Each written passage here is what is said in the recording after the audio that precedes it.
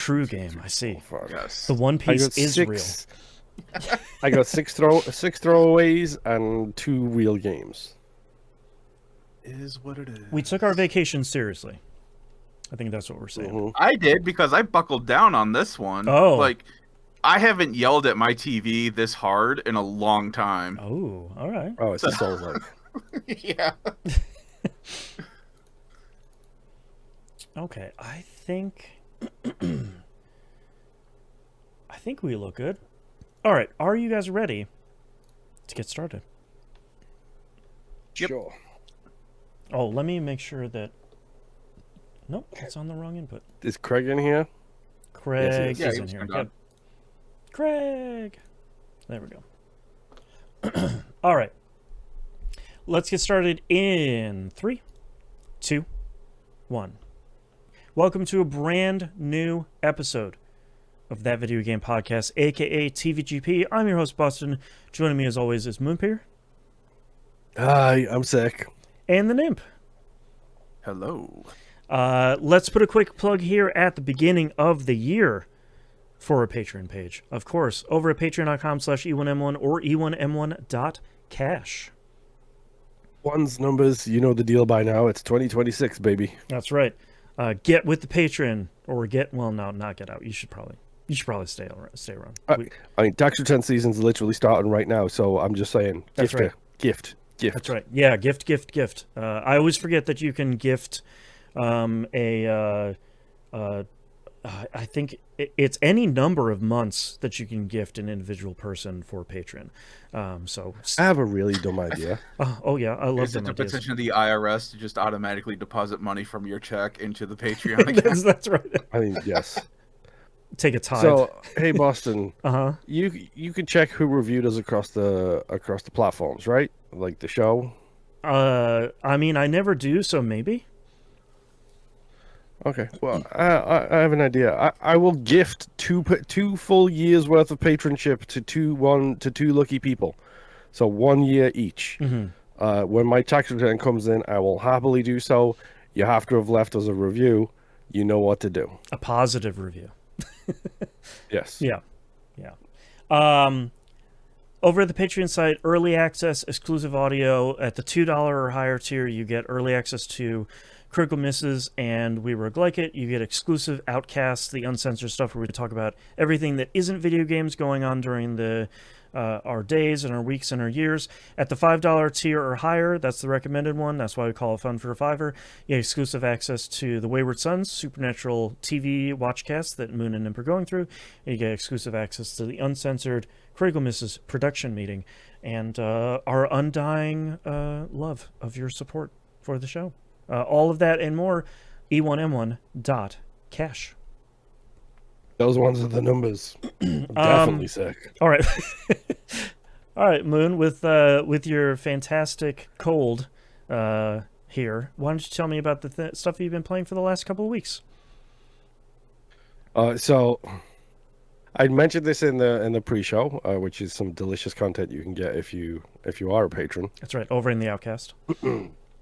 Yes. My plan for last year fell through due to work circumstances. Yes. My plan for last year was I want a top 10 of game of the year, essentially. So 10 games that would be hit game of the year. I want it all in my top 10 and figure out from there. Mm-hmm. Making the potential ranking of that 10 difficult. However, I didn't manage to do that because of work and everything else. Right. So I came up with a stupider idea this year. Okay. Okay, I appreciate it. I don't know if Xbox is going to be long for the world. It probably will be, but who knows what's going on at what point with corporations at this point. Uh-huh. Also, it seems like the one company that sort of has a good day and has a bad day, and it's sort of like, oh, you were great yesterday, but oh, you're looking a little rough today, bud. Yes. So my plan is to... Yeah, it's about to get real terrible. I'm very excited. Real quick. I haven't heard what this plan is yet. I'm pumped. Yes, for the record, these guys don't know. This is just something I have talked about with myself. A sealed envelope the last couple of weeks. Yes, Rob, a friend of the show, watched me put this together via text message and was like, "Do you think this is a good idea for a stupid idea?" And he was like, "Yeah, that sounds like a stupid idea." It's a good and stupid idea. I love it. One of my things ever since the days of the 360 was I would love to hit 1,000,000 gamer score someday. The faraway goal during the 360 days of 1,000,000 would be incredible, but impossible. Uh-huh. Yes. Very few people have made it that high. Sure. I would like to do that by the end of this year. Okay. To set the watermark here, where are you currently at? So, here is the really fun part. I was... Okay. When we ended last year, the last Okay. recording we did, I was at 679,000. Okay. Way higher make than a I would have 6. expected. Yeah. Don't make a 6-7 joke, people, please. No, please. That's No. so 2025, please. We're all adults. Stick Yes. to 69 jokes. I Come agree. That's on. right. Thank you. Yes. So I did the math. And it works out as in order to hit 330,000 gamer score by the end of this year, to take me to the 1,000,000, I would need to get 6,000 gamer score a week. Jesus. Oh boy. Okay, that's a fairly lofty goal. I am at 702,000 gamer score now. Wow. I was gonna say, so what poor Vietnamese gold farmer is going to be using your account while That's you're right. sleeping? So the thing you need to keep in mind is, like, while I have not had a whole lot of time to play things, I have like, I'm on all of the websites for the sales and everything else. Oh, Jinx, that's a great joke, and I'm not going to repeat it. That's terrible. I will. Jinx in chat says one could say he's shooting for the moon. Ba-da-ba-ba-da-ba. Like, I hate Very it, good. but Thank I you, love Jinx. it. It's fantastic. So, I have spent the past 16 years buying games for like $2 and then never playing them. You've been training with the weights on for the last decade plus for just this year. Yeah, because it would be like, oh, here is a bunch of games that are on sale that are $1, that are $2, that are $4, that are $5. That I have spent the past 16 years buying these games on sale and then never playing them. Goku coming out of the hyperbolic time chamber saying, like, I'm ready. My hard drive is full I of came back Vegeta. from 2025 and my hair is all spiked up and yellow. right. Like, I'm just staying Super Saiyan the whole You know time. how many episodes my I was plan running for this across year. the back of this dragon? I'm ready. So you want to talk about 1,000,000-mile highway? How about a 1,000,000 achievement gamer score? There we go. It's all coming together. So this is where the question I asked at the end of last year comes in, which is I want one achievement to take me to or over the line. And I want it to be a golden one. Right. So I want it to be something really dumb. I want it to be something funny or something irreverent, whatever the case may be. So you've got some time to throw your suggestions in for that kind of thing. It needs to be the perfect cherry on top of this cake. Yes. Right. Like, if I hadn't done it already, the press start achievement in the Simpsons game would be a quality one to get it, where it's just like, yeah, press start and then you get the achievement. Absolutely. Did you already play Nier on the X? Did Nier come out on the Xbox? Yes. Nier Automata? Yes. Did you already get all have the the full game score on I was gonna say, because you could have gotten the one that just says I did it for the achievement. Yeah, exactly. Yep. So there is several games with that. I have the one I have thought of for the equivalent is Yakuza 0 on the PC. I did it for the achievement, which is when you watch one of those videos. Tapes. Yeah. Yeah. Yes. Yep. So that has occurred to me too. Okay. There's also the one for Lollipop Chainsaw, which has a remaster for doing the camera thing. Gotcha.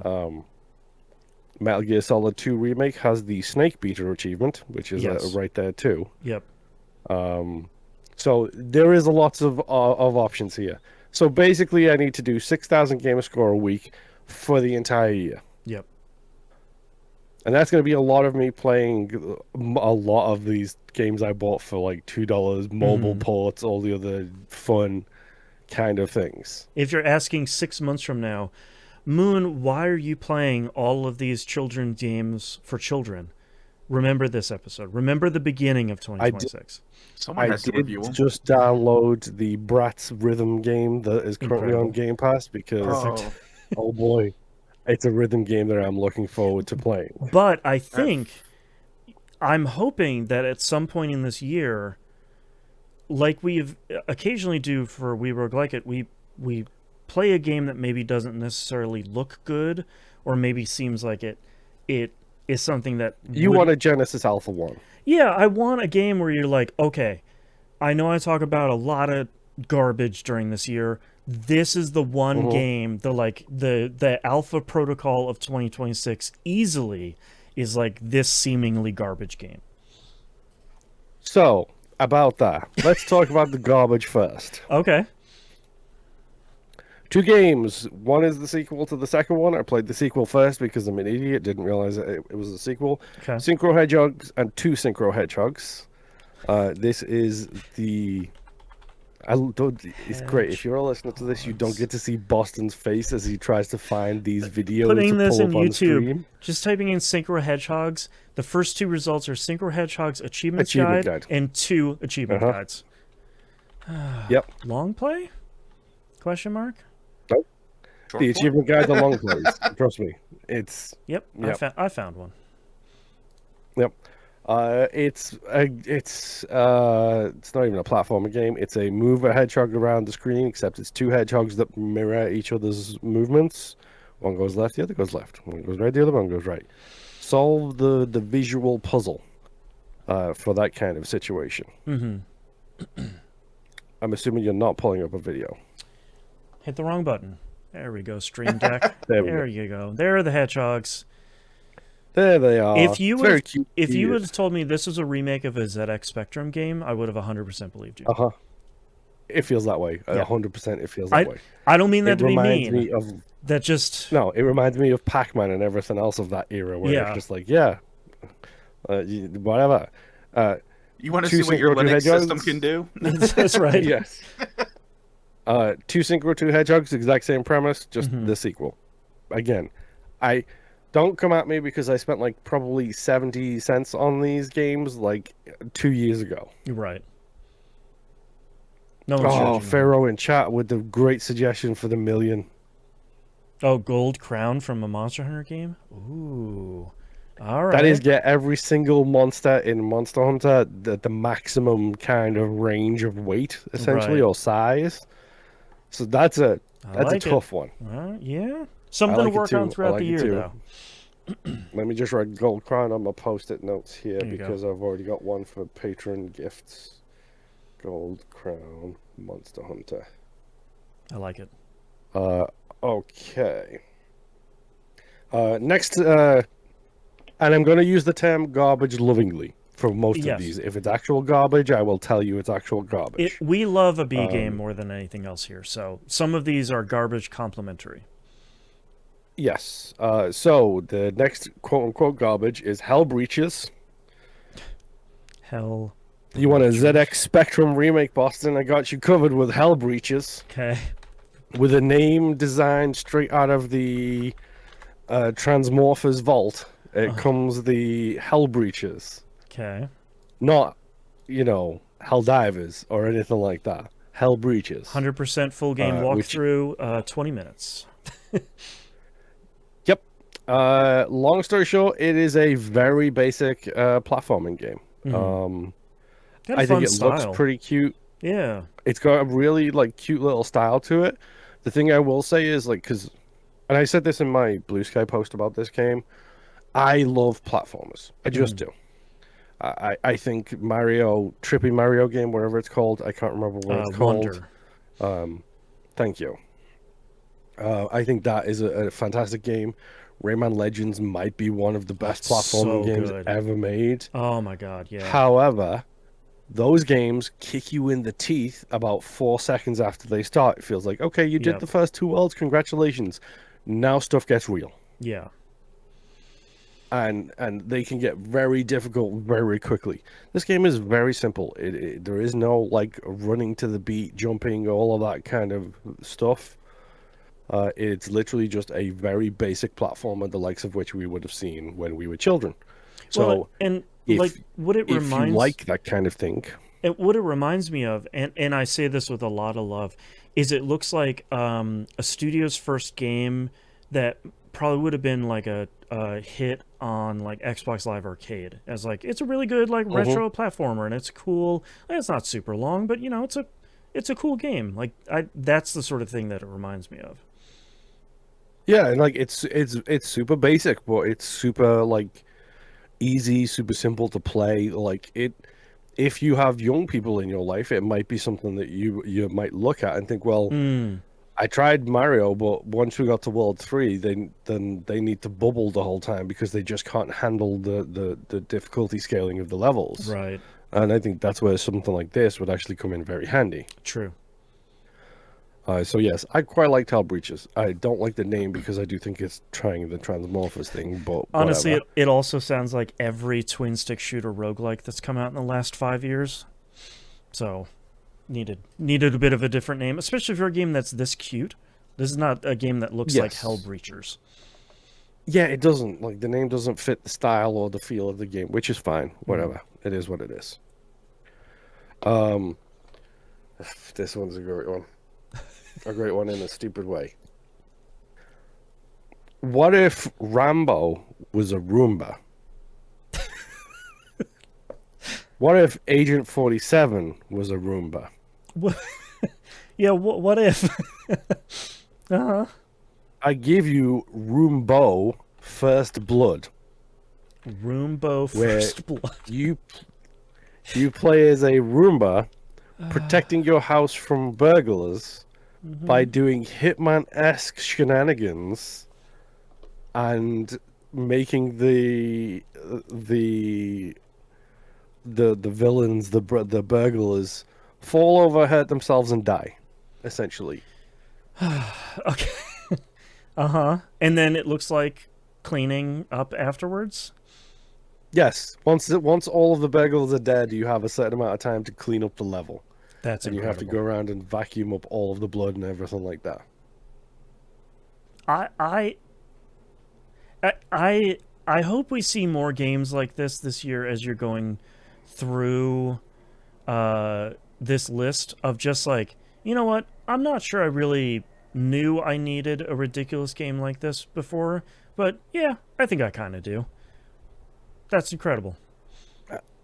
Yeah, I mean it's really funny because like basically you honk your horn and the burglars will follow you, but you can also like hack the doors, the sprinkler system, the TV, the shower, like so you're basically setting off traps for these burglars to get hurt to, and then literally as soon as they're out of health, you just run them over and you suck them up and they explode into giblets. Kind of like Home is... Alone style of like. Yeah, messing them up. Like Home Alone, like if Hitman was just one level, essentially, is how I described it. This is funny. It's so stupid and so dumb and so funny all at the same time. Like having them chase you into the bathroom and then slipping on soap suds is like a Three Stooges, Mr. Bean-esque kind of thing. And then cleaning up all the like, carnage okay. as this little Roomba afterwards. This is a really clever idea. This is Roombo yes, it's First Blood. genuinely a clever little idea. That's great. And the best thing is when you do something enough, I don't know what it is, the trigger, because the game is not great with tutorials. Your little Roomba, his eyes turn red, and he gets like a red bandana that trails behind him, like Rambo. Great. I love it. So yeah. Super Roombo, good. First Blood. Give that one a shot. Yeah. The goal from this week's is 2 games. I got 2 games for you. Number 1, Golf Peaks. Oh, Golf Peaks It's is not- so good. Like, I did not know this game existed. I did not know what it was. It is card-based puzzle-solving mechanics. Mm-hmm. A big mobile hit a Where, couple years ago. yeah, like you get an isometric view of a golf course, and you have to choose the cards to make the moves to get the ball into the hole. That game is incredible. He's not playing the video again, folks. Man, I keep pushing this button, and my Stream Deck is like, "No, thanks, I'm good." But it has like different like environmental factors to it. Like it has water hazards and bunkers and stuff like that. But it's just really cool. Like it feels like a roguelike to me. I know it's not, but it feels like a roguelike to me because it's got the cards in it, and that's just how my brain has been trained now. But it's basically just a puzzle game where you have to choose the right moves to get the ball to the hole in this isometric view. Genuinely an amazing little game. Like, I was shocked by how good that game was. It's really, and like, if anyone hasn't played it, I think the part that I really like is it's not just like a flat golf course. It's there's height to it. So some of the cards are like you hit the ball Marble Madness-esque. right, and like some of the cards are like you roll forward 2 spots, no big deal. Some of them are like you jump over 2 spots and then you roll forward 2, or you jump over 3, or you roll 1 and then jump. Like it's a cool game. It's a very chill puzzle game. Yeah. I haven't thought about this one in a while. Like I had a blast playing it, just going through and being like, yeah, cool, switch my brain off, listen to the chill music, have fun. It was great. It's really good. Golf Peaks was pretty solid. Yeah. My final quote-unquote non-real game this week is, I think, probably the star of the bunch is Hexologic. I keep wanting to say Hexological, but it's not. It's Hexologic. Hexologic. Okay. This is Sudoku, except it's hexagons instead of squares. Okay. And you can only fill out 3 numbers, essentially. 1, 2, or 3. Like, you can't... It's like... You can't put, like... It's difficult to explain. It's like... You put 1, 2, or 3 in each of the hexagons to match up to the number that is corresponding on, like, the triangle on the edge of them, essentially. So you can do 1, 2, or 3, and you just go through and figure out from there. But very much like Sudoku, where it has that thing where there is always... It starts simple and it introduces more mechanics as it goes, but it has that Sudoku thing of there's always one line that can only be a certain number. Right. And then by figuring out what that line is, then you know what the next line is, the next line is, the next line is. So you've got to like reverse engineer your way backwards. Yeah, and then it all through, falls like, into the place. solution. Exactly. Right. It's a really fun, weird little game that I genuinely had such a great time with. And then it starts doing things later where it's like, okay, if you put a 2 in this square, every square with this coloration is 2. If you put a 3 in it, every square with this coloration is 3. Okay. And then it ramps it up even further by giving you greater than and less than with equal signs in the field. Oh, wow. Okay. So then you have to figure out what the solution is also, while at the same time making sure the math equations built into the field are correct. Wow. Like, that's cool.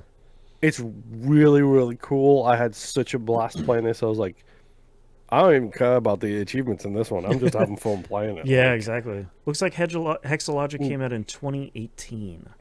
It's available on a bunch of stuff. That looks cool. I tell you, I've been doing this for a decade, bro. Like, I got 800 games on my Xbox. Like, my challenge starts now. The time is now. That's right. To quote John Cena. Rest in peace. My final 2... My final 2 games are Hades. Hades 1 specifically. I continued to play this. I mentioned this to Boston. I have an Asus ally. I have to be careful with my phrasing because I don't want to confuse it with other things. You don't have an ROG ally, right? You have the previous model, which is an Asus ally. Yes, but it is made by ROG. This is the problem. Yeah, because ASUS, the ROG brand is an ASUS brand, but it's not Yes. the Xbox So Ally. it's not the Xbox equivalent. Okay. It's the version before that, Right. essentially. So Xbox can't get their naming conventions correct, and they don't partner with people who do get their naming Exactly. conventions correct. Yeah, how bad are your naming Yes, conventions? 100%. You want to really mess it up? Let's do that. Yes, exactly. But because of that, like it's the Windows 11 version. I've got the Xbox PC app is there, so it can act like a portal if I need it to. If I have a Play Anywhere game, or if I bought a game on the Windows PC store, I can just download it directly to the thing. I also have, most importantly for Game Club, GOG, Steam, and the Epic Store all installed on it as well. There you So go. I have a litany of games to choose from on this side of things too. Right. But to try it out, I was like, well, here's a game that I've been playing a little bit and I like, so let's just put Hades on it. So Hades has been my... It's almost time for bed. I'm just gonna like turn this thing on with the screen's pretty sharp, so like I just have it on the lowest brightness. I play one run and I call it a day, kind Nice. of thing. Hades is an incredible game. Yeah. In case you didn't know that, Hades 1 is still right up there. It feels good to play. It feels fun to play. I've had so much fun playing it on like the Ally for the past like 2 weeks that like literally I loaded it on my Xbox earlier today and I was confused because the buttons feel different on Sure. like the controller. Right. So I performed worse because I was now used to the controls on the Ally, which is just weird. Yeah. But no, it was fun, and that has been my go-to for Hades, and it's also been my go-to for the Game Club game, which is Blood Omen Legacy of Kain, Right. which is a lot longer than you think it is. Uh-huh. Yeah. That So one's gonna be a problem. if you haven't started that yet, and you're listening to this, Yeah. Got about 2 weeks. you're gonna be in trouble. Yeah. Is all I'll say. I don't know why Moon is pointing at me. I'm innocent. My final game this past 3 weeks, is Subnautica. I finally finished Subnautica. Ooh, nice. A game 7 years in the making is my finishing of this game. I literally started it December 4th, like 2017 or 2018 or something like that, and then I finished it December like 17th, 2025. It might be easily one of the best survival games I've ever played in my life. Nice. Like, I've always loved Subnautica, even though I do have thalassophobia, which is a good one to throw out at parties. Yep. If you don't know what that is, Google it and have some fun scaring yourself. Then you'll know if you have thalassophobia or not. It's ridiculously fun to play. It's got basically zero story unless you go looking for it, and the story is actually really kind of cool when you actually do go looking for it. It's incredible. It's great. It does this wonderful I think survival games need to take a lesson from it, because it does this great thing where it starts the game slow and gentle, and like it's really relaxing and cool when you go into it at the beginning of the game, and then very quickly when you start to get to the point where the light doesn't touch anymore, like Simba and his dad are like sitting up there talking about everything the light touches is our kingdom. It's like, boy, I'm so far past your kingdom, it's unreal. Right. And The sense of relief it you gets- feel going back into the shallows after coming back Oh, from it's the so depths. good. It's so incredible. Like, I absolutely love this kind of stuff. It's just it's abject terror, and then you find like a cave with cool underwater things that glow in the dark. yeah. And like, yeah, they're probably going to kill you, but it's cool as hell. And then you go out into the open darkness, and you're just like, oh boy, now I'm in trouble. Right. And then when you start to see the lights on the surface, that's such a good feeling. Like, I love Subnautica. I've always loved Subnautica. I just never sat down and put the time in to finish it. So that's what I was doing towards the end of last year. I was starting to get back into it. Now I've done it. I have it beaten. I also do have below zero on deck at the moment. So we'll see how quickly I jump into that. But like, I don't know. I love survival games, and I just happen to think Subnautica is probably one of the best in class games for this kind of stuff. Like the progression, the storytelling, the atmosphere, the feel, the vibe, everything is just it's meticulously done, and I love it. And it got an update in like December 2025, by the way, Oh wow. just so you know. Dang. Yeah, Subnautica. That is my final game. I love that game, and yes, I did get the. I'm saying complete because I got all of the achievements in that game. Is what I'm saying. So yes, Subnautica are done. That is it. Nimp, tell me about your 17 games too. Come on, you got to increase my game count by 1. That's right. No, I've got one real game to talk about. Well, one game that I spent a ton of time on. I played 56 hours of Wuchang Fallen Feather. There you go. 56 hours, you say? Yes. I'm not going to judge because I did also keep playing Deep Rock Galactic, and that is currently at 9 days for me, so I'm not going to judge. Yeah, So the first couple of days I didn't do anything on vacation, and then as we were getting to the end of the first week, I'm like, I should probably start playing a game so I have something to talk about today, 2 weeks later. All right, cool. Let me knock out Wuchang. Really wanted to started playing it at the end of last year. It was really starting to grab hold of me. I'm like, having a ton of fun with this. Let's keep this going. Yeah. Oh man, did I learn a bunch of stuff about this game and myself over the last couple of days. Good things or bad things? Well, the bad things I already knew about. The perseverance and, completing stuff just to spite other people is my true main limits drive. of your patience. I mean, Yeah. spite is the ultimate like driver of everything. I Oh find. yeah.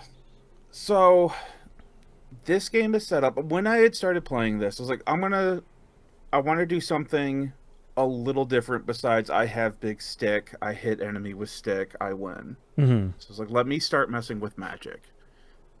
And I completely respect my character, which in this game you can completely respect your skill tree. It doesn't cost any currency or anything, and you can either respec, because this is the one that has like the sphere grid. You can either respec individual nodes, or you can go to the very base of like the axe tree, tell it to respec, and it's like, hey, you're gonna respec this whole tree. You're gonna get like 59 of these points back. Are you sure you want to do this? Yes. And then I start putting them towards one-handed, which is the magic side of everything. Oh, okay. So as I'm playing this game, like the first spell that you find is like spiritual daggers or something like that, where basically Wuchang will summon these 2 daggers. They're like magic missiles that whatever you're locked onto, they will home in on. And they will hit them. Unfortunately, I discovered that your lock-on range is farther than your magic range. So just because you're locked onto something doesn't mean you can hit them. That's It's frustrating. like, well, that sucks. Yeah. But I did find out that since she casts the daggers separately, she'll cast one, and then when that one goes off, she'll start casting the other one. I discovered it's like, okay, this enemy over here just needs one more dagger and it's going to die. So I lock onto that one, start the cast. As she sends the first dagger, I will switch my lock on to a different one, and the second dagger will go flying off after the other one. That's cool.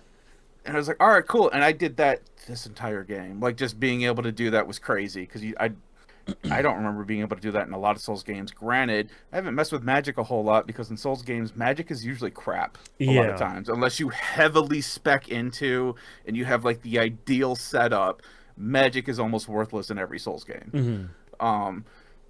This one, for mobs and certain bosses, magic is great. For other bosses, though, this game was pushing pretty hard for you do need to change and conform your styles to each boss. Interesting. So you cannot, even if I had stuck with like the axe or like the two-handed sword, eventually I would have to mix something up in there, because I will hit a boss, you will hit a boss that is like, okay, what I've been doing this entire time is not working with them and will not work with them.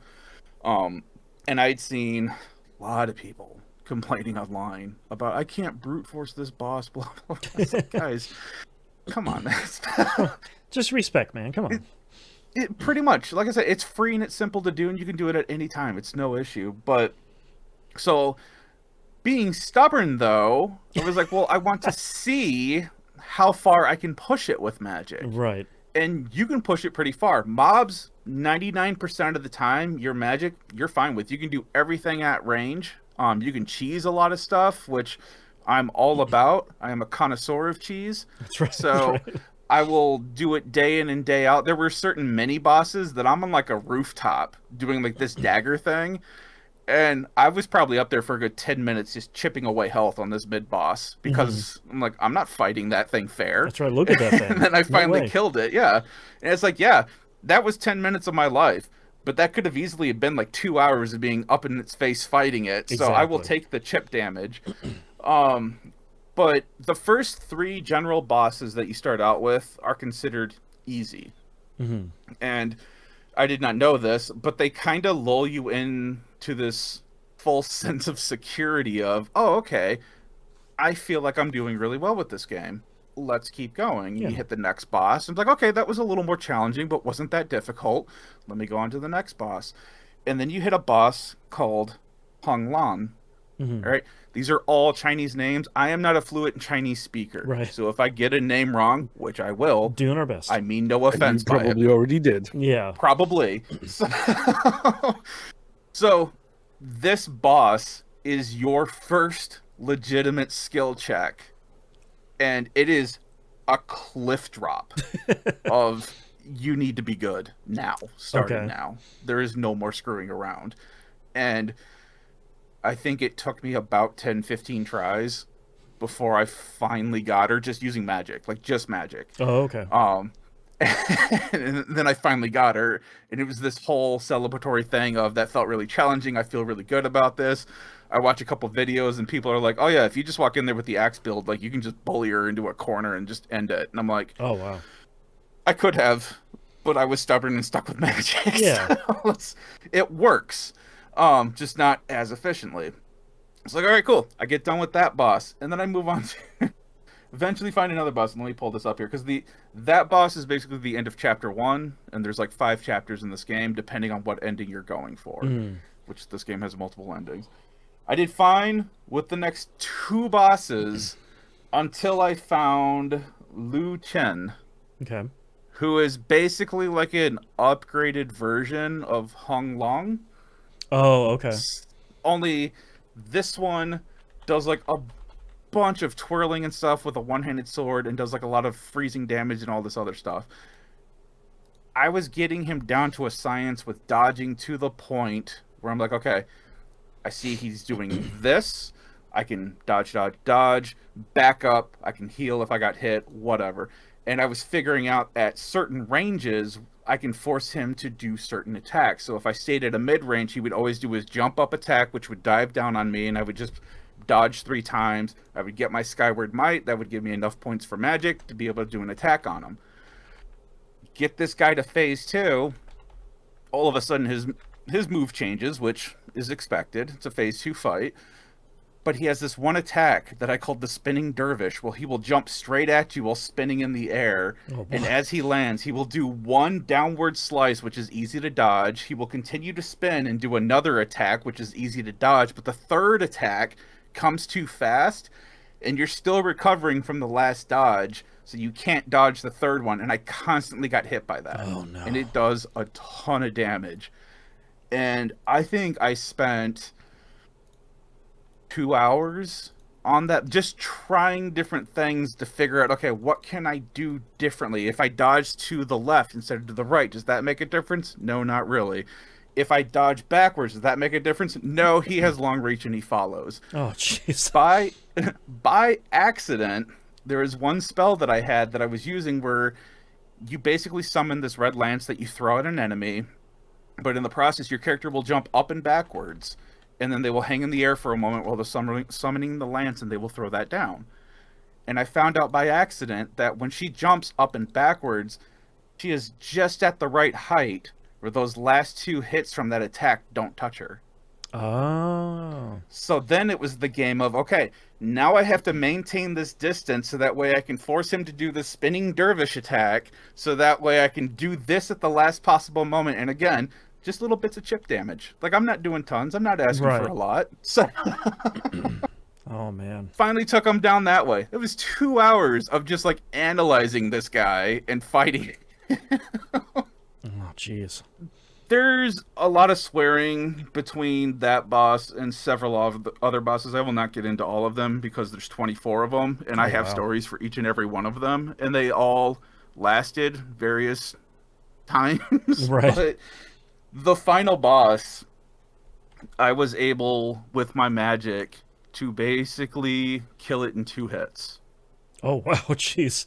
Okay. And that was because Oh, that's And the this best was a- Souls-like kind of thing. Yeah, exactly. it is, because I had actually fought the optional boss, which I didn't know was an optional boss, called the Obsession Demon, which is allegedly the hardest boss in this game. And she worked me 4 hours. Oh, jeez. So when I finally got to the final boss after beating her, I'm like, God, this is going to suck, because it's always the final boss that has like 5 different phase outs Yeah. and, you know, all this and that.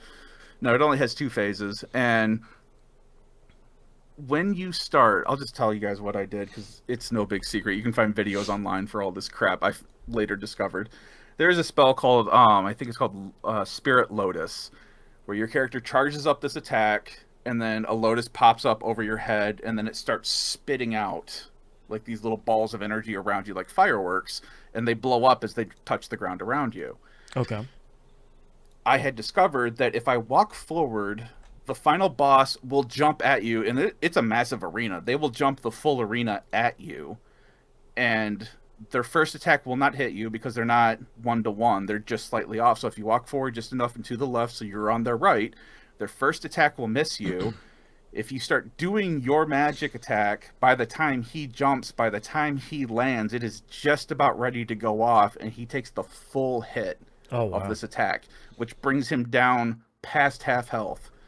It also does poise damage, which means it breaks his poise and sets him up for a fatality hit, which at that point, I used a plumed feather, which gave me back my maximum Skyborn Might, because the spell costs 5 Skyborn Might, which is the most you can have at any time. And I was able to cast the spell again before he even stood up, and just completely wiped out the rest of his health.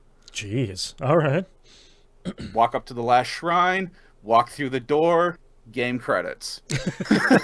That works.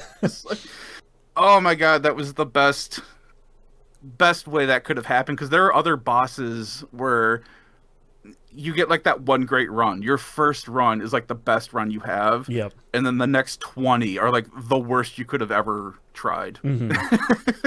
It's just, nothing goes your way with this. But beating that final boss was great. And then I looked at the trophies for this game, and I'm only 5 trophies away from platinuming it. Oh, Four of them are different endings. And one of them is I had to answer like these benediction doors correctly. They're like riddle doors. It'll ask you a random riddle, and you have like 2 options to choose. I had no clue what it was asking me, and I didn't care. So right. it's like, whatever. So if I wanted to, with a little bit of save scumming, I could go back through and get the rest of the endings and then be done with it. But I kind of don't. Yeah, like you feel like you're done at this point. Yeah, I got a, I don't know what ending. I didn't get the bad ending, and I didn't get considered. Canon ending. Yeah, it's like Yeah. I got the ending that I was fine with, especially for a Souls game. Like, there's no happy ending. Yeah, in a exactly. Souls game for the most part, but I do kind of want to replay it again, though, because this is, from my understanding, the only Souls game where New Game Plus is actually easy. Oh, okay. They do increase the difficulty and stuff of the enemies, but you are so powerful by the end of your first run that you can use, from what I was reading online, you can use the final boss's magic against every boss in this game until you get back to the end of the game, and it'll basically wipe them out. Oh, jeez. Okay. And the funny thing is, there's a... Go ahead. I think Dark Souls, that doesn't get quote-unquote easy on New Game until New Game Plus 7, and that only Because it lasts through till stops New Game escalating. Plus 10. Yeah. And then after New Game Plus 10, it gets extremely hard again. Oh, jeez. Yeah. So, So yeah, there's weird stuff with scaling, but there is one cool spell that I do want to try. I don't remember what it's called. But you basically summon like this cube in front of you, Okay. and anytime any enemy casts any kind of magic and throws it at you, it will absorb that magic and it will give you that essence, so that way it will fill your Skyborn Might. Hmm. And there's a couple bosses that will spam magic against you, so I'm like, if I proc that, I will have unlimited Skyborn Might in this boss fight because that thing is just constantly pumping me full of energy. Right. And at the end of its thing, it will just blow up after absorbing enough energy. Jeez. So it's like there's a possibility that that spell itself could take out a boss, but even if it doesn't, I have this full arsenal of spells Right. that I can just use on them. So yeah, I had a ton of fun playing this game. I had way more fun playing as a magic user in this. I've never done that in a Souls game before. Like I said, because a lot of times it's not ideal. Yeah. And I wouldn't necessarily say it's ideal for Wuchang either, depending on the circumstance. But it does open up a lot more options for you to do, and things to try. And there's so many spells for you to mess with that you could almost find a spell that would work for almost any situation you find yourself in, Oh, that's nice. which I found to be pretty interesting too. So maybe one day I'll try a new game plus run just to see what happens. But like I had a blast playing this game. I really enjoyed it. And Nice. like I said last year for our last recording, I wish I had time to actually play this so I could put it on my game of the year list, Right. because it would be up there pretty high. But this is not a Souls game to start with, though. Oh, If sure, you're like, oh, right. that sounds interesting as my first Souls. Don't. This is difficult. A lot of people, I see a lot of people complaining online. Oh, it's just a Goomer. What they're calling that? The Goomer Souls Gooner, yeah, game, Gooner Souls, yeah. Gooner, whatever. It's like, yeah, she does have a lot. It's just like the same thing with Stellar Blade. She does have like a lot of revealing costumes. You Sure. can transmogrify all the costume sets at any time. That's nice. So if you don't like seeing TNA or anything like that, I mean, you're not getting full nudity or anything, but it is a lot of revealing stuff. You Yeah. can switch out the way the costume looks with a lot of the other costumes that aren't TNA related. So I did that for a lot of the different ones too. But there's very few instances. Like, there's a couple areas here and there, but there's very few instances where you're forced to wear a specific armor type to get through an area. Oh, okay. So there's usually items or other ways that you can mitigate some of the stuff too, but it's not a big deal. But yeah, I would not suggest this as a first Souls game because it gave me a lot of problems as I got further and further into the game. Right. But other than that, yeah, Wuchang Fallen Feather. Great Souls game. Absolutely loved it. My next game, you do not need to pull up a video on this because I barely touched it. I only did, I think, like 3 hours of it. I bought Felsi Arbiter's Mark. Oh, yeah. I was really feeling... I had been watching this game since it was on Kickstarter. Mhm. I didn't back it or anything because by the time I knew it was a thing, it had already gotten through its Kickstarter. I was like, all right, cool, whatever. I'll buy it someday. And it is sat on my PlayStation wish list since it became available on consoles, and it's sat on my Steam wish list since it was on the Kickstarter. Yep. I just never got around to buying it, and then over the holidays, it went on sale for like $5. Like, cool, I'll buy that. And then I saw that it also has DLC for like monster campaigns or something like that. I did see that. I played a little bit of this originally because it was posed as like, hey, if you like Final Fantasy Tactics, you'll probably like this game. Like, we're a small team. We essentially tried to make one of those, and Yeah, I think it was really solid. I never really stuck with it, not for any real specific reason, but I don't think I was in the mood for an SRPG. But it's a cool game. that's kind of where I'm at too, where I finally picked it up because it goes on sale regularly. Yeah.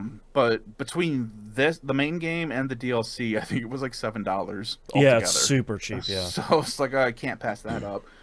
But I started playing a little bit of it to the point where I'm starting to get the backstory of the world and what an Arbiter is, and some of, like, what is it, the higher echelon of like these 7 heroes that are called Immortals, that have these Arbiters that are actually tasked with maintaining the law in the land and oh, it's been so long that arbiters aren't really doing their jobs right because they're all a bunch of greedy people, in it for their own game. You heard that story before. Right.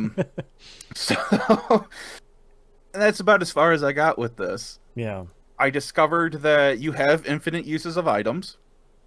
It's like, okay. To a point. You start out every battle with like 3 health potions, and you can use all 3 of them. But at the end of battle, the next time you go into a battle, it automatically refills itself. You don't buy items or anything. I forgot about that. So all items are basically within their usage per battle. They're infinite. Yeah. I started upgrading those so that way I could carry more health potions and they heal better. I started getting way into the weeds of, well, wait, I can just on command grind. So I started doing that a little bit and started grinding out a couple scoundrels, a white mage and a black mage. Right. Like, all right, I need to stop doing this because it's going to take up too much of my time right now. So I plan on getting back to this. So far with my 3 hours, the only complaint that I have is that you cannot rotate the map. And no matter which option I choose for the D-pad, pressing up, left, right, or down doesn't feel correct no matter what. And I do remember that too.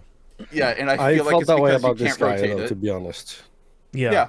It's like it happens with all of them, and I don't understand why, even with Disgaea, like, you guys are like 9 games in now, and you still haven't, like, you can rotate maps now, but every once in a while you get that one hanky map where it's like, why does this not feel right? Right, or at least, like, there's a lot more SRPGs that are allowing you to choose multiple controls. Like, if you hit up, where does it go? Does it go left? Does it go right? Does it go up? Like, I like giving you at least the option of, like, hey, man, if you hit these buttons, where do you want it to go?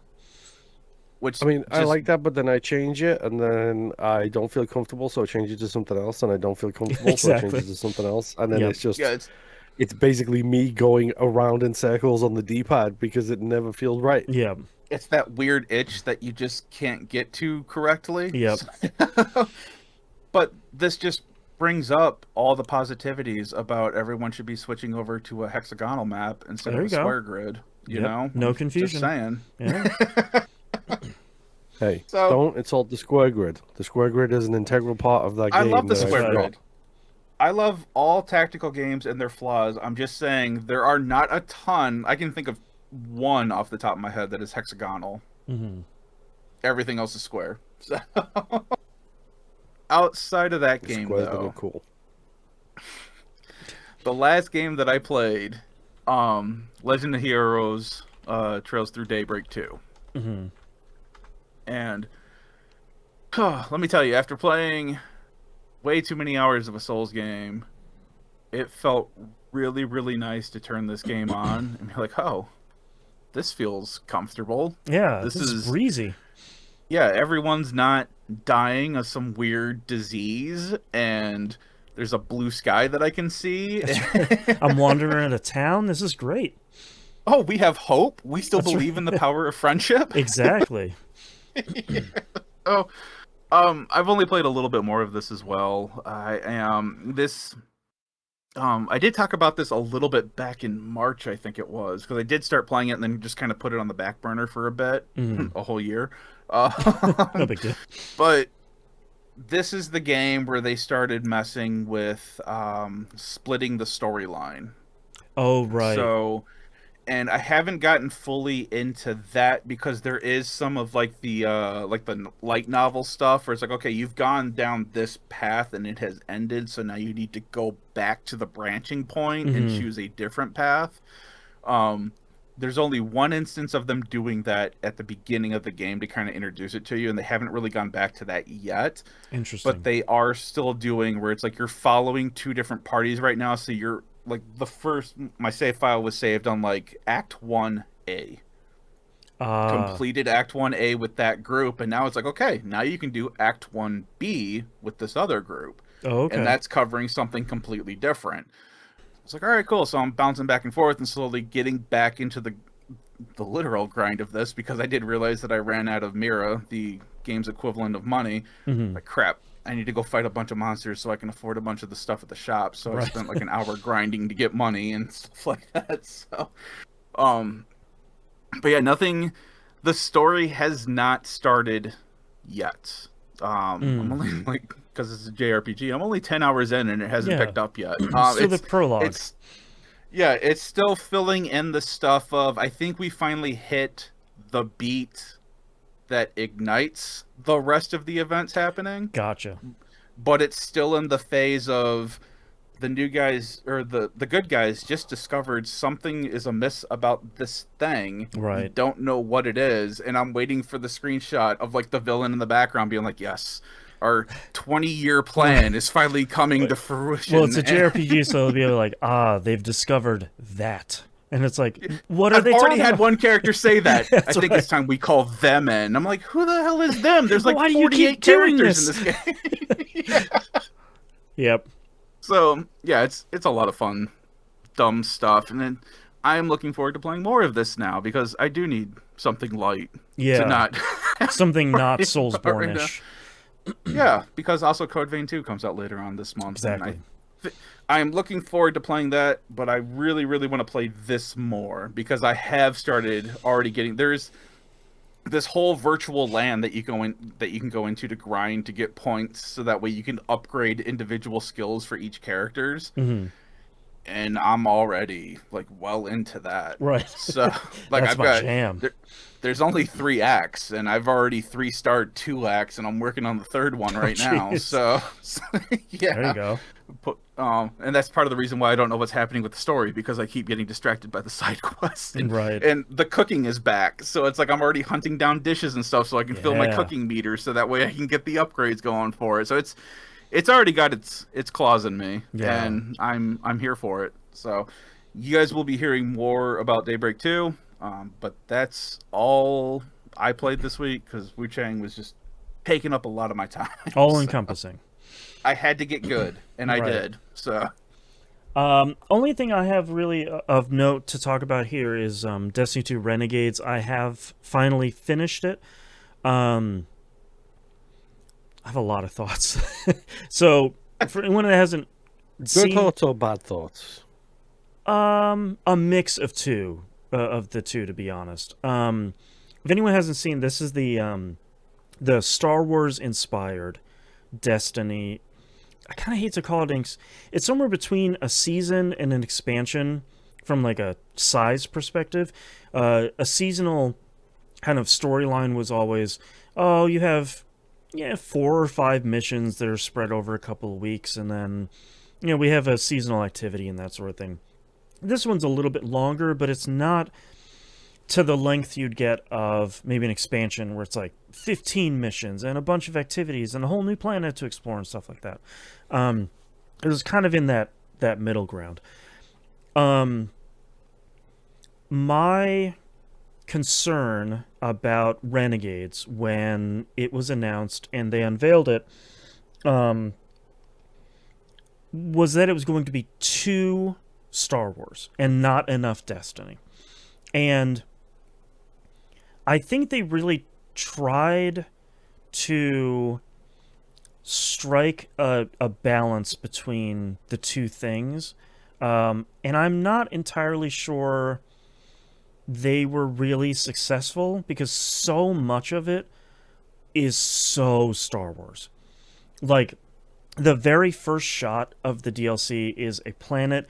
The camera kind of pans up, and there's a giant spaceship that takes up the top of the frame, and there's a little spaceship pew pew like underneath, and it's like, oh, okay, we're just starting with like with Star Wars. Okay, the very first mission, you're going to recover the drifter who has been frozen in stasis, and you find him, and it's just carbonite. Like, it's just a big carbonite slab that he's trapped in. I'm like, oh, okay, we're like kind of laying it on pretty thick here right now. You fight like what is essentially ATST walkers throughout a bunch of the game. They're called behemoths, but come on, that's what they are. So like, I found myself kind of bummed by a lot of that. Of like, I think the strength of Destiny throughout its now 11 plus years has been having its own identity, especially kind of a visual identity. And like the enemies that you're fighting, it's this cabal group called the Baron's Imperium. They're not stormtroopers, but they're this force, this like highly organized force that are all wearing white armor. And like you have a new type of hand cannon that instead of it using ammo, it uses heat. But they're just Han's blaster. Like it's all this stuff. You get a lightsaber after doing the exotic mission. It's called a Praxic Blade, but you can change crystals in it that changes the color. It's a lightsaber. Like you can swing it to deflect shots. Like they do all of this stuff, but it feels like it often swings too far away from we're telling a Destiny story that's been inspired by Star Wars, and more of we're telling a Star Wars story that takes place in the Destiny universe. And I think that's an important distinction here that I feel like they kind of failed on.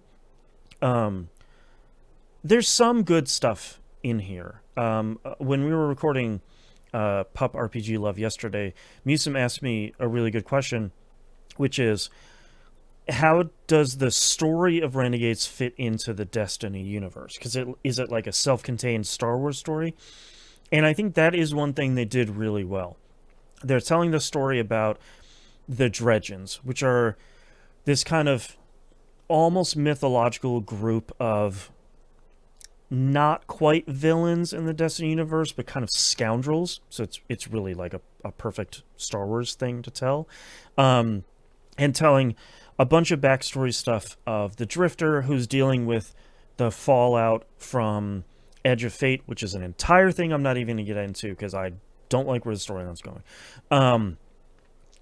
But basically, he owes a lot of credit to the Hutts. And... I sort of wish so. Like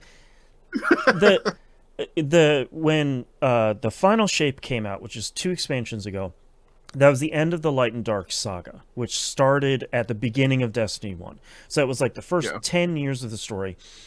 When Edge of Fate came out, they started this thing called the Fate Saga.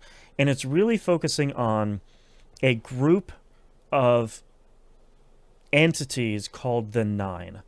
And we don't really know that much about them other than they kind of are the embodiment of each of the planets in our solar system, and then there's one for the sun.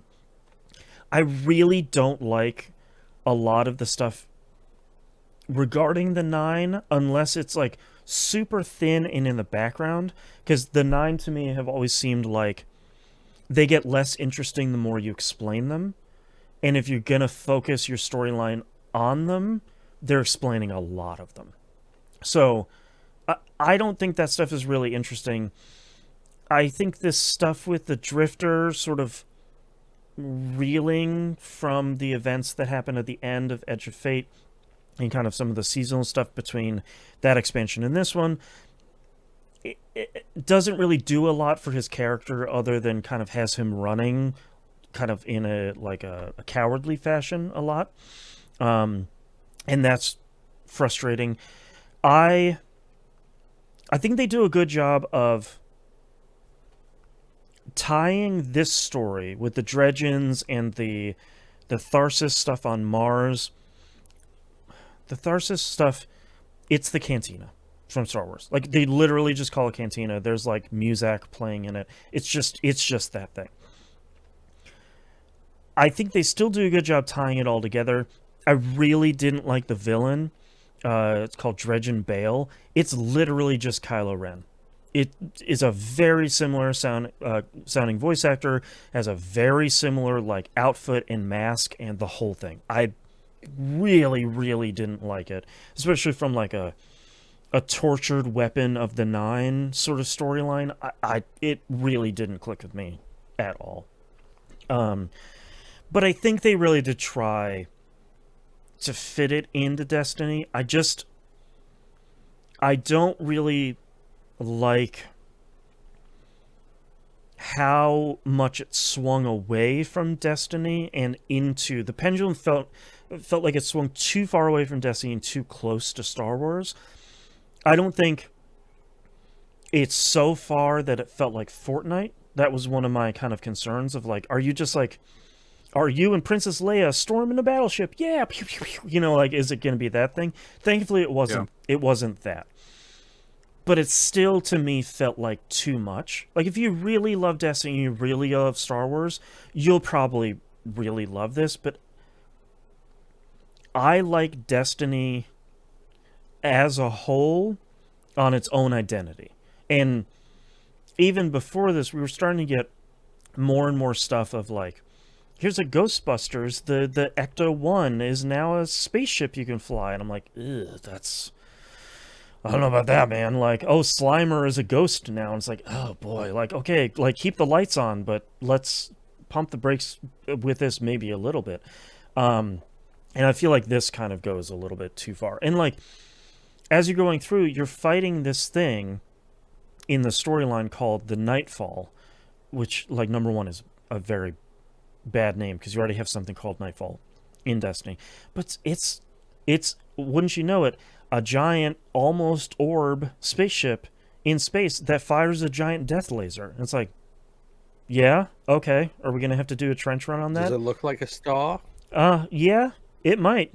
And also you do a trench run on it at the end. And it's like, guys, like, you just pull... Like, you actually pilot your ship? No, you actually do a trench run in, like, a sparrow, like a kitted out sparrow that like shoots flames off. Dude, I have been waiting decades to be able to pilot my own ship in Destiny. Yeah, no. Warframe did it. Yeah. I was gonna say, have I got a Warframe for you? Yeah, exactly. Dude, I played Warframe all the way up until the point of that DLC coming out, and I did a couple of those raids, and those were great, taking over other people's ships and stuff. Mm. And then I come back to Destiny 2, and I'm like, I wish that was in this game. Yeah.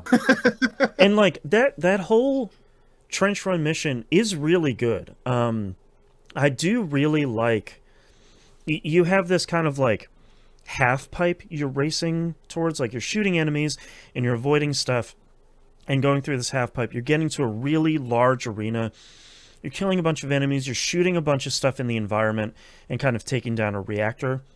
And then as that blows, you're racing from this reactor through the trench to another one. It was a pretty cool mission.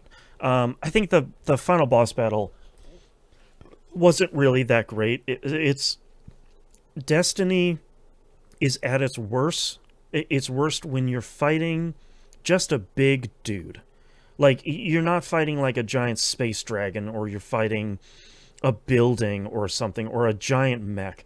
You're just fighting a guy that looks a little bigger than the other guys, and it's like, that's okay, that's fine, but like, come on. I think the boss battle from the exotic mission, which is called Fire and Ice, that was actually pretty interesting. You're doing a lot of environment manipulation and like fighting the Taken, but even at that point you're like storming a Praxic vault, wink, to get your Praxic blade, wink wink wink. So like it's sort of like, okay, this is just like some Jedi stuff, and like that's fine, but come on. It's all... Why does your ghost hologram friend have like fireworks or love hearts coming from it? That's because I'm a fundraiser for the Bungie Foundation. Okay. The one thing I do really like about this though is your ghost every once in a while go ring ring ring ring ring ring, and you just hold square and goes, you have one new message, and it just pops up this hologram, so you don't have to fly to this place to talk to someone, to then fly to Earth, to then fly to Mars, to then, like, it skips a lot of that of just like, you have one new call, which is way better than a lot of Destiny stuff has been in the past of like, well, I just spent 30 minutes loading from one place to another when you guys could have literally just called me. So give them a lot of credit for that. That was an Edge of Fate thing that I think works out really well. I'm just kind of bummed about the state of Destiny. And I think a part of it is it didn't feel like there was any consideration in the campaign that you were going to be playing this solo, which of course I'm going to be playing it solo because nobody's playing Destiny 2 anymore.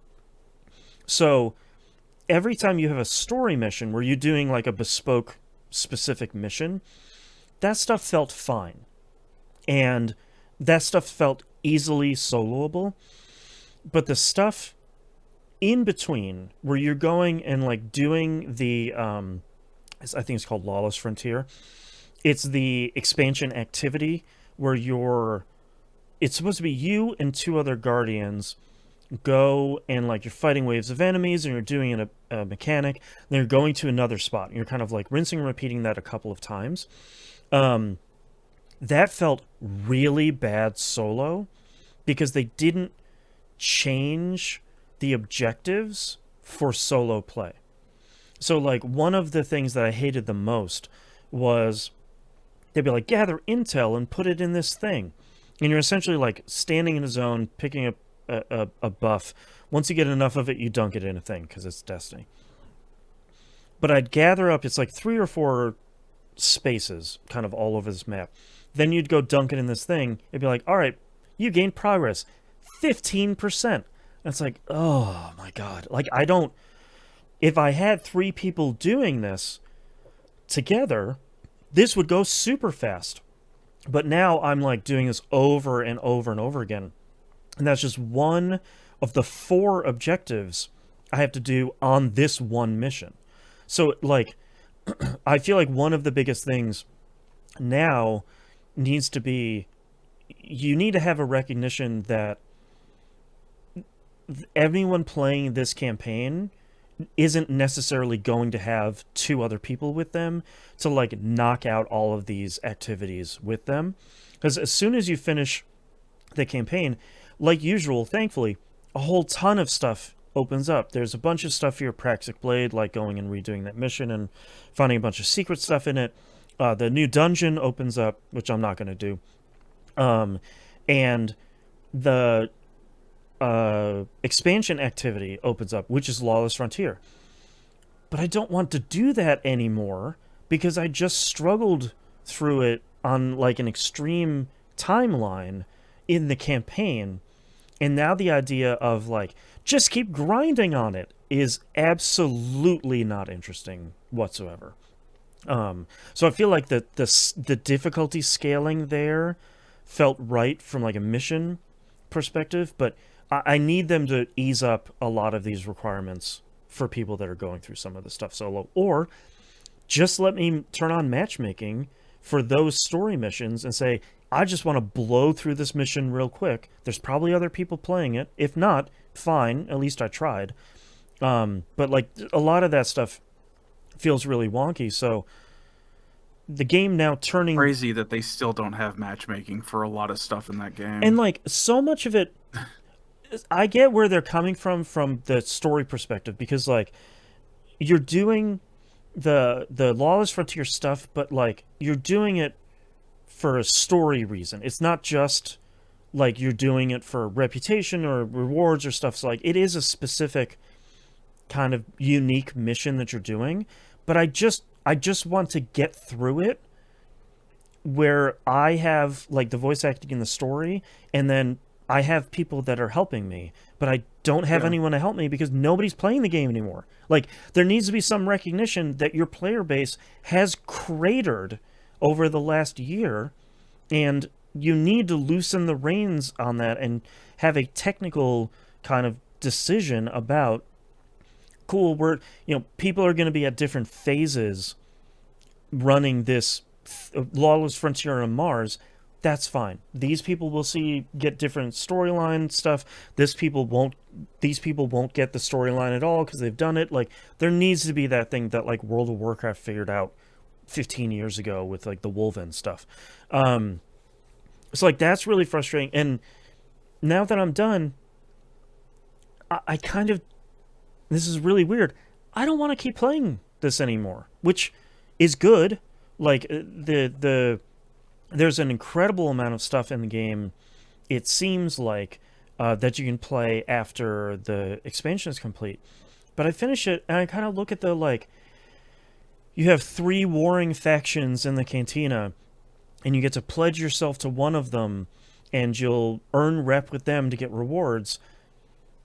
And then when you're done with them, you just switch to another one. And you do the same thing for them. And you eventually do it for all three of them. And I'm like, okay, cool. That's just the same reputation track, but now you've tripled it for three factions I don't know and I don't care about. Like, I feel like... And then every time I have to go look at the portal, it just makes me so frustrated that they got so close to figuring out the thing of, like, here's how you can configure the difficulty for you and your fire team for exactly how you want to play. But just like you said, Nimp, they don't have matchmaking on most of that because they can't matchmake two other people that have the exact same configuration of this Nightfall or the Strike or this whatever, or, you know, this fire team op that you do. So it even further diminishes the number of players that you're seeing out in the world in this kind of MMO light thing. And then, to make matters even worse, we ran into this with Edge of Fate, and it's probably going to be the thing going forward. There's no explorable planet. You have like the hub, which is the cantina, and there's a little bit of stuff, and you see, you know, random players in there. But there's no, like, planet to go to do public events and go fight a bunch of enemies and hang out with a bunch of random guardians and find secrets and do lost sectors. None of that stuff exists anymore. It doesn't exist for Edge of Fate, and it doesn't exist for Renegades. And to me, that's removing a lot of the soul of Destiny, of, like, I just want to go fart around for an hour, help some people with some public events, grind some reputation for this planet, do some lost sector, like, complete some bounties and stuff. Like, none of that stuff exists anymore whatsoever. And I think that's such a bummer. And, like, I get it. They're trying to keep the lights on as Destiny struggles and Marathon struggles to get any foothold, and it doesn't even release for 2 months. And, like, people just don't care about it out of the gate. But it feels like that's coming at the cost of losing what magic Destiny had. And I think that's a real kind of short-sighted thing of, like, I for the longest time have said they don't need Destiny 3. You just kind of keep the Destiny 2 train rolling. After Final Shape, I'm not entirely sure I agree with that anymore. Of, like, if this is what Destiny 2 is going to be, as it kind of, like, continues to maybe grow outside of the bounds of what Bungie can support, why don't we just do the Diablo 3 thing and just run the old seasons on a loop and, like, just start working on Destiny 3? Do you think they can make a Destiny 3 after their recent... I think that's the problem. That's kind of my thing. It's like, I don't even trust them to make a 3 now with how they're handling 2 right now. Yeah, and, like, the known product, the platform that they allegedly don't have to do a lot with, but they keep failing to do anything with. And I mean, especially with the added kind of concern of Sony very clearly saying, we're going to absorb Bungie. It's like, whether they do well or not, we're pulling them in to the mothership. So, like, there's a lot of pressure, I feel like, on Bungie. But you're right, like, it doesn't feel like there's still stuff that is really great. Like, their UI UX team is really great. The music is always really great. The voice acting is top notch. Like, a lot of the design stuff is really great. Like, the Drifter's Ghost Blue, who got introduced here, sounds like kind of like salty Chicagoan, who, like, you'd meet at the ball game. Like, it's really cool. But, like, so much of what was keeping me coming back to Destiny every Tuesday for reset feels like every time I turn around, that stuff gets getting pulled away time and time again. And there's and I think one of the biggest problems they're running into is this expansion that has a wider gamer base interest, because you could say like, hey, if you love Star Wars, we made a Star Wars first-person shooter, and then there's all of this other Destiny on top of it you can play after that. There's still no player onboarding, like nearly at all. This would have been the perfect time for them to say, we've put in a brand new light campaign to at least get you used to your skills and how to play Destiny and how to navigate it and all that stuff. There's just none of that. And it's such a missed opportunity for, like, here's a Star Wars shooter. We haven't had one of those that's been good in a really long time. And it's something that, you know, LucasArts Games isn't doing. And a lot of these other studios isn't doing. It's Bungie, one of the studios that makes the best shooters in the industry. And it's nearly impossible for you to get into playing this game. It's just, the whole thing is a bummer, and I really wish it didn't. And I will still say what I've said before of, like, Destiny 2 was in an incredible place the week before Edge of Fate launched. And all of those changes have just completely pooched the game from top to bottom in a way that, like, I just don't want to play it. And I've been playing this game forever. And I finished this campaign, and I'm like, okay, I'll probably come back for the next one, I guess. You guys haven't announced what's happening for the next year of Destiny, but you come out with another, 2 expansions, I'll probably check out those and stream them a little bit and play those, I guess. But I'm not looking forward to be like, oh, it's Reset Tuesday. Let's go. Let's start working on new missions and quests and triumphs and all that stuff. I don't really care anymore. And that's the real bummer of it, is it's just not pulling me anymore. But I do like the idea, though. This is my last thought here. I do like the idea of coming back to Destiny, playing the expansion for a week or 2 or 3 if it's longer than I thought it was in the case of Renegades. And they're just saying, like, all right, I still have a little bit of fun with Destiny, we're good. And then just putting it down for a couple of months until a new season or a new expansion comes out. I'm okay with playing it, a lot like I played Diablo 3, where it's like, oh yeah, new Diablo 3 season, let's go. Let's figure out what this one is. Play it hardcore for a couple of weeks and then put it down for a couple of months. I think that's a better way of sort of approaching it. So, all of that to say, I don't know, man. Destiny 2 still feels really great to play. This is too much Star Wars, and I had fun playing the campaign, but if you're going to come in here for the first time and play Destiny 2 for this, just don't. It's almost impossible. Unless you have someone you're going to play literally the entire time with you that can see your screen and tell you what these things do or where to click or where to go to do these things, I think it's a nearly insurpassable hill to get in this game at this point, which is just such a bummer. So that's SCU Renegades.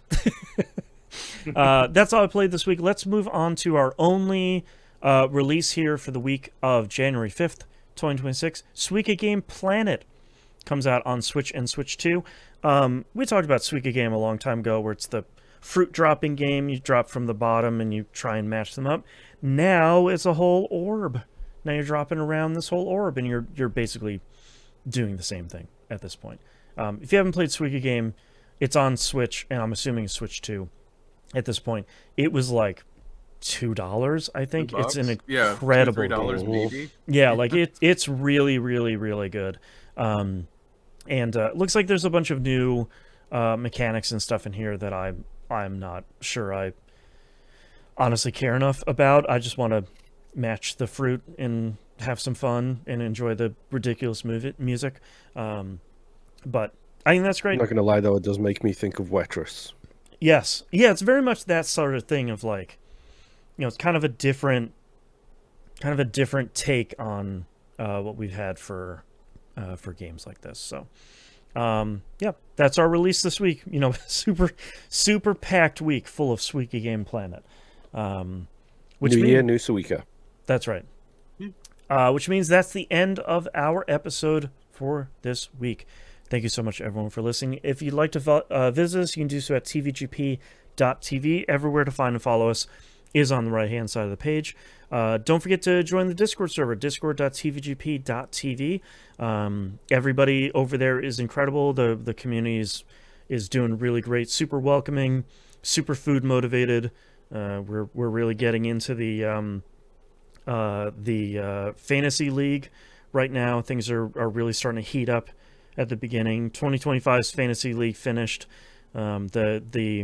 The two award recipients have gotten them. So if you see the 2025's most correctest and 2025's least correctest in the Discord server, please congratulate them. Next year, I will talk about the final rankings after the year completes, because of course, all the way up until the last day, the placements were shipped. Everything kept changing. Yeah, so. It was exciting all the way up to the very last day here. Please don't forget over on the Patreon, patreon.com/E1M1 or E1M1.cash. Those ones are the numbers. Talked about all the cool stuff you get at the beginning of the show. $5 a month tier is the recommended one that gets you everything. Anything above and beyond that is greatly appreciated. If you can't support us financially, please, like Moon said earlier at the beginning of the show, please go rate us positively over on your podcatcher or platform of choice. That does include, anything that hits the public feed. We also have a video version of on YouTube over there. There's a link on the right-hand side of the page. Go like, comment, subscribe over there. So if you want to see like gameplay of what we're talking about and trailers and our faces too, I guess, if that's what you're into, you can see all of that over there. Please, rating and reviewing any podcast that you love is the best way to support the shows like this, because it does help people find the show via the algorithm of like, hey, you liked this show, you might like one of these other 5 podcasts, and that helps this show up as a recommended thing under much larger podcasts, which does help us quite a bit. So that's greatly appreciated. I think that's it here. So thank you so much, everyone, for listening. We'll see you all next week. Bye. Boy. Goodbye. Oh, singing Imp. Goodbye. Goodbye. And sweet good night. lovely. All right, Imp, what are your titles? I have. It's a good and stupid idea. Shooting for the Moon. Garbage Lovingly. R.I.P. John Cena, because that seemed to tickle you both for some reason. Just so unexpected. Like, Search Thalassophobia. Thalassophobia. Thalassophobia. Yeah. Yeah. And Booched the Game. What was your garbage one? Is garbage and then what's in parentheses? Oh, Garbage Lovingly. Lovingly. Thank you. All right, Moon, what do you have? Shooting for the Moon, Transmorphers Vault, Spite is the Ultimate Driver, Messing with Magic, Canon Ending, and That Weird Itch. I have a stupider idea. Spite is the Ultimate Driver. Let me start messing with magic. Shooting for the Moon and Garbage Lovingly. There were a couple here that were on multiple of our lists. I didn't have Garbage Lovingly, but I do like Garbage Lovingly, because you seem to write that down as soon as he said it. Mm-hmm. Yeah, I'm fine with that too. I'd be good with that one, yeah. Yeah. I'll circle I'm it. ready.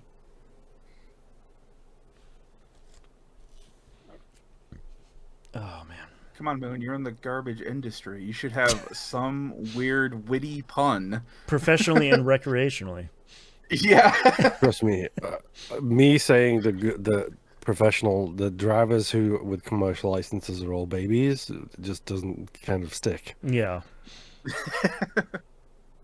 CDLs make for great crybabies. That's right. Oh, 100%. 100%. Put that on. As someone who two had a CDL CDLA, yeah. Yeah.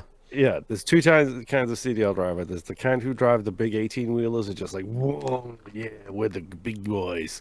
And then you got the tiny little children who are like, well, I don't like working 4 hours. Right.